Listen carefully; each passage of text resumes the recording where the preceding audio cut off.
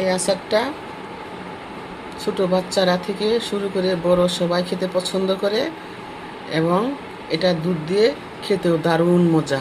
আপনারা একবার বানিয়ে ট্রাই করে দেখুন। ভালো লাগলে চ্যানেলটা সাবস্ক্রাইব, লাইক, কমেন্ট করে দিবেন।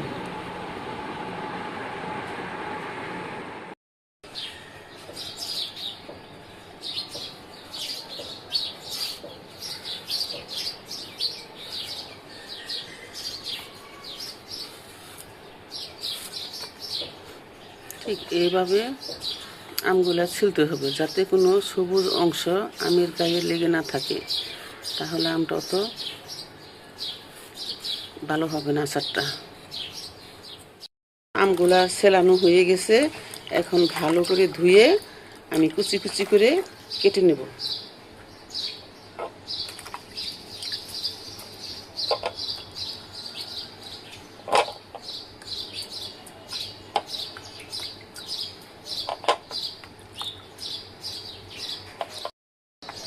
এখন এভাবে কুচি কুচি করে সুন্দর করে কেটে নিতে হবে।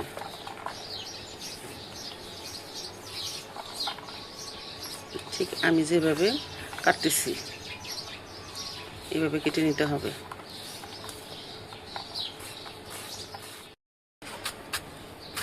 আমগুলো এইভাবে এক সাইড থেকে কুচি কুচি করে কাটতে হবে। আমি যেভাবে করতেছি ঠিক এইভাবেই।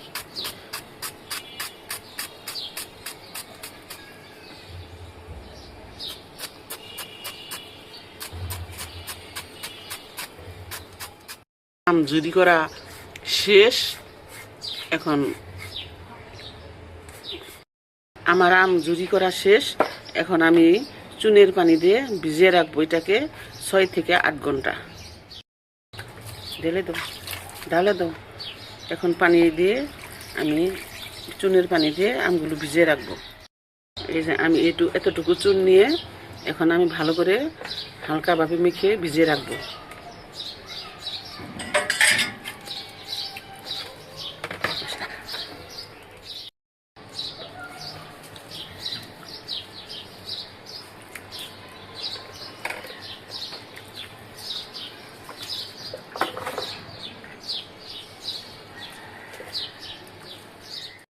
লবণ দিয়ে ভিজিয়ে রাখি।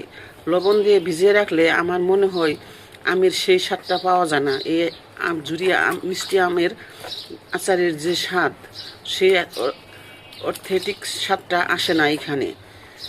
আমি এই কারণে চুন দিয়ে ভিজিয়ে রাখি। এই দেখেন এখনই ওই যে চুনের কালো পানি আর টক উঠে যাচ্ছে। এভাবে আমি 6 থেকে 7 ঘন্টা ভিজিয়ে রাখবো। এই তো আমি একেবারে ডুবো পানিতে এভাবে ভিজিয়ে রাখবো 6 থেকে 7 ঘন্টা। আমি ঢেকে রাখলাম।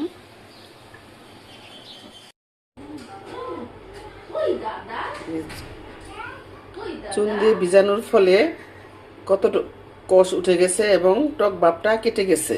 এখন আমি এগুলো ভালো করে ধুয়ে নেব। এইভাবে হাত দিয়ে একটু হালকাভাবে নেড়ে চেড়ে ধুয়ে নিতে হবে। এইভাবে পানি পাল্টিয়ে পাল্টিয়ে 3-4 বার ধুয়ে নিতে হবে ভালো করে। ফাইনালি ভালো করে এইভাবে চেপে চেপে পানি ফেলে ঝরিয়ে নিচ্ছি। এভাবে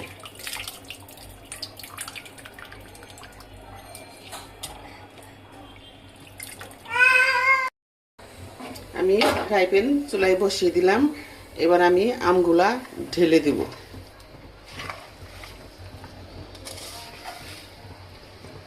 এখানে আমি 1 কেজি আম নিয়েছি।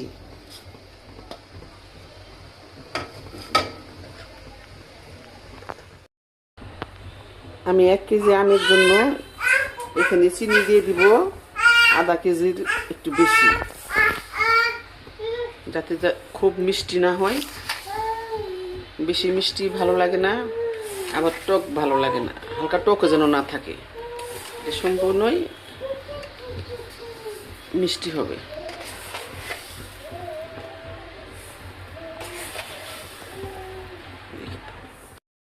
আমি এটা সম্পূর্ণ তেল ছাড়া, মশলা ছাড়া, শুধু চিনি দিয়ে মজার একটা আচার হবে। এখন আমি এটা নেড়ে চেড়ে একটু হালকা আঁচে ঢেকে দেব।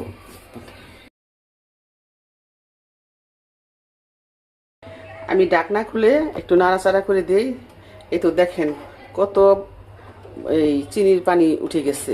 এই পানিতেই আমার আচার সুন্দরভাবে সিদ্ধ হবে এবং ঝরঝরে হবে। ফাইনালি আমার আচার বানানো শেষ।